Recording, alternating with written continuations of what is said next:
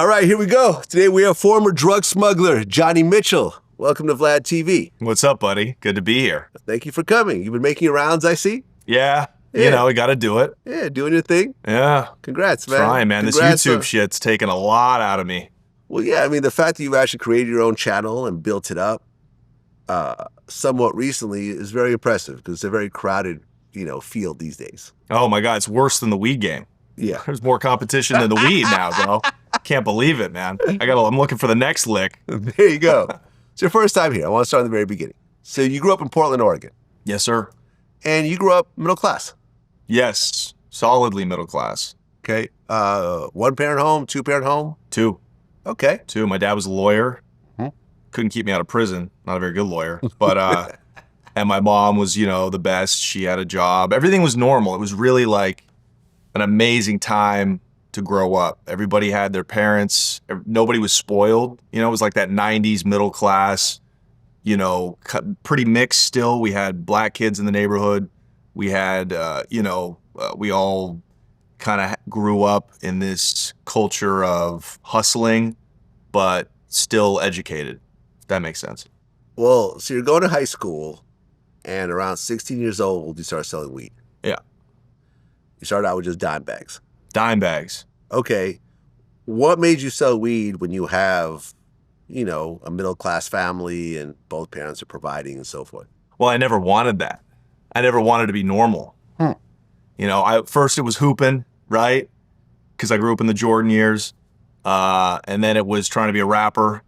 And then when none of that panned out, I was like, okay, well, I like smoking weed. And we would look up to like our friends' older brothers or uncles. Everybody had somebody in the weed business back then in the Northwest. Like the game in the early 2000s, the weed rush was a lot like, crack was to the Ghetto in the 80s. That's kind of how I compare it. Like everybody had something. And so when I found out that you could make a living, not even get rich, I had no idea you could do that. Like when I found out that my best friend's older brother was paying his rent just selling weed, didn't have a job or anything like that, I was like, oh, I'm in. Sign me up. Okay, so you start out with dime bags in high school, and then you go to college at the University of Oregon, and that's when things ramped up. Yeah. So what happened next? So we spent about 3 or 4 years just selling kibbles and bits, Like I didn't have any connections. I didn't have any silver spoon. We just worked our way up, and then we met the connect, and that's what changed everything, You meet the wholesaler, you get a better price. Now you're giving out packs to street dealers, and eventually you've now got guys picking up 5-10 pounds from you at a time, and now you have a little trade going. But meeting the connect, meeting the growers, which were originally these like rednecks, I call them, these just, kind of working class dudes from Southern Oregon, these tiny little towns where some of the best outdoor weed in the country, probably to this day, is grown.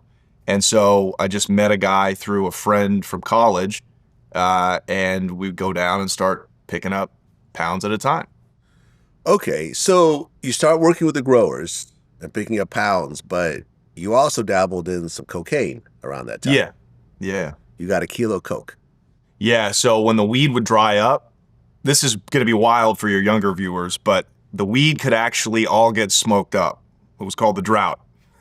I sound like the oldest guy in the room, but if by August or September, the crop from the harvest the previous year would be all sold out. So these thousands of pounds that all these traffickers like me would pick up and get off would run out.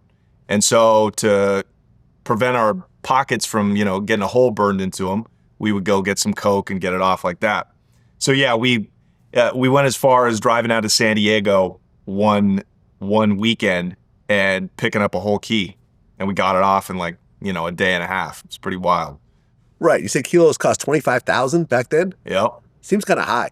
Well, we were fucking white boys, probably got ripped off. You know what I mean? We didn't know anything. We didn't know shit, But it's good blow. So if we can bust that down into, $100 a gram, more or less. And, we sold it off in ounces too, but say we got $60 a gram off of paying 25, we still, did better than doubling up. Yeah, I mean, my regular viewers are about to roll their eyes when they hear this because they know what's coming next. But when I was in my 20s, after watching Deep Cover, I had the brilliant idea that me and my best friend at the time, who was black, who was a former drug dealer himself, I would finance buying a kilo of cocaine. And he bought it, and, we would, he would sell it, and we would split the money and re-up or whatever else. Long story short, he ripped me off, right? I gave him $17,000. This is why I said the 25 sounds a little high, because I remember I bought the key for $17,000 through him, and he just ripped me off. He said, "Oh, it wasn't real, but I'll fix it and whatever, and I'll pay you back and whatever." And he ran off with the bread? He just ran off with the money. Oh. Yeah, and that was it. And it was a very interesting moment where I had to realize, because I didn't really think this out all the way, right? I remember talking to drug dealer friends later on. They were like, you need to stay with the money. You couldn't just leave the money and have them come back. Right. You need to be there at every step and so forth. I didn't know any of this stuff. This was my first drug transaction ever in life. But when he ripped me off, I was like, my only option is to kill him or seriously, hurt him. And then now I open myself up to more potential legal problems or put my own life in danger. Okay, I'm not built for this. I'm not built for the cocaine trade. So that was it. Had to swallow it. I had to just swallow it. And I was so angry about this for years. I was bitter about it, even when my money started to increase and that amount of money really didn't matter. And I remember I interviewed Freeway Ricky Ross, and I told him the story for the first time on camera. He said, well, you do realize that if he didn't rip you off, you would have probably gone to prison eventually. And I said, I never thought of it that way. Did you a favor? I said, wow, he's absolutely right. And since then, I've talked about it on camera so many times that I've made way more than 17,000. I probably made over 100,000 just talking about it. Right. So, exactly. If I ever run into the guy again, I would be like, don't worry about it, man. It's exactly. all good. But it was definitely like a light bulb went off over my head that like, I'm not built for this drug game. Right. And let me just never touch this again. Yeah, the cocaine, I wasn't built for it either. It was just such a low risk when it came to the market, which was a college town. So, there were wolves, guys that would come in and pretend to be students, guys from Oakland, big black guys, or, dudes from Portland that clearly like never even finished high school, but they're pretending to be college students. And they would find, drug dealers that weren't violent dudes and they would just rob them. Yeah. But aside from that, it was such it